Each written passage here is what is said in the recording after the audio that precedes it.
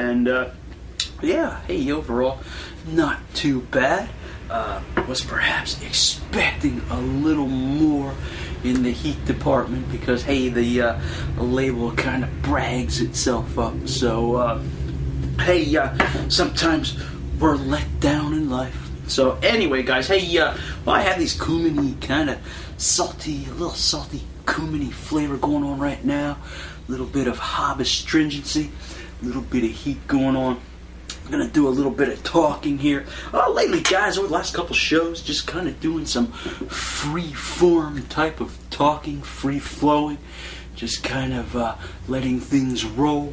Today, overheard a conversation between a young girl that I know wasn't really part of the conversation. You know how that goes. You're just kind of doing your thing, but you're within ear range of it. And I just thought it kind of interesting.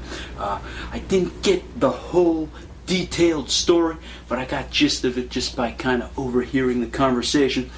Kind of a young girl type of thing. I guess one of her friends did her wrong, and she was complaining to somebody else about this, and some of her words is, "That makes me mad," and I'd like to get back at her for doing that. So hey, just kind of a young thing, young problems that the young kids have. You kind of remember, perhaps it still happens today. Betrayal can happen anytime. Don't mean to make it seem like it's just a young person's problem. However, we've all been betrayed in one form or another. We've all betrayed somebody in one form or another. Nobody likes how that feels. You don't like when you're betrayed by your friends, and you don't like betraying your friends, because either way, it makes you feel kind of bad. So, anyway, as the youth is not necessarily Christ-centered these days. Okay, the instant thing is the revenge thing. I'll get back at you.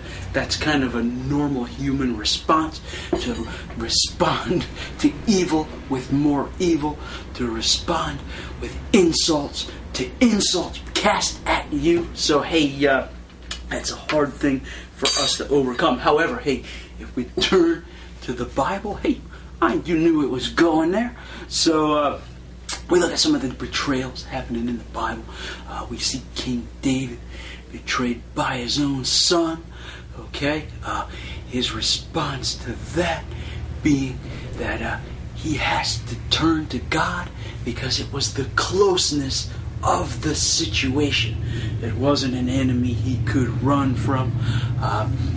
It wasn't an enemy doing the betrayal where he would have a better understanding because of the fact that they were enemies.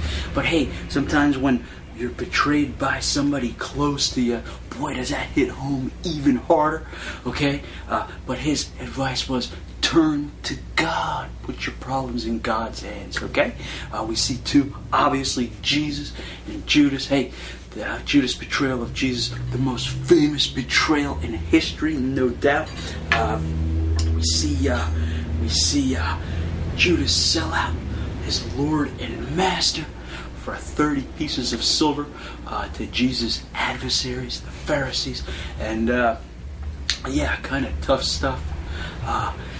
So how does Jesus respond to this? Okay, we see in the garden, Jesus still accepts the kiss of Judas, still calls Judas friend. Okay, so hey, it's about the forgiveness and not holding grudges against others. Okay, especially us humans who we're very much capable of pulling the same thing as understanding where people are coming from, and don't hold bitterness towards your adversaries. So take Jesus' advice. Okay, hey, now Judas, he could have repented. He decided not to do that. Didn't turn to God, turned to his own selfishness, went out, took his own life in his own hands, committed suicide, decided not to turn to Jesus for forgiveness. So, in any case, as always, following the examples of Christ and looking for forgiveness, not to do evil for evil or insult for insult, but to show love even in the face of betrayal or people insulting you. Show love back, and hey, do as Christ did, and hey, what more can you say? Always do as Christ does. Hey, that's the message of this show anyway, right? So hey, we'll be back in 8 to 10 with wicked freaking hot habanero sauce. So hey, don't you go anywhere. Hi, and welcome back to the panel. Here again, guys. Wicked freaking hot habanero sauce from Crazy Cassidy. Yeah, hey guys, hey, take one more look at that sauce. Kind of pulpy and thicker and richer. But hey, flavor-wise, I don't know, guys. Not really one of my favorites. Still have that cumin thing going on in the mouth, really dominating the sauce from beginning to end. Thought that I'd be able to pick up on some of those hop flavors, but not the case. Still spices, struggling to get past those spices, which seem to go on and on. Everlasting spices. So again, not a bad sauce though. It's if you're in the mood for something spicy, if you're in the mood for that kind of flavor, which guys, sometimes I am, and perhaps sometimes you are as well. This one here will fill the bill. As far as the heat goes, definitely not without heat. Gave you a nice mouth burn, good lip sting, good tongue burn, but far from being wicked freaking hot, and perhaps wouldn't even say it's overly hot. So was hoping for a little more in that category.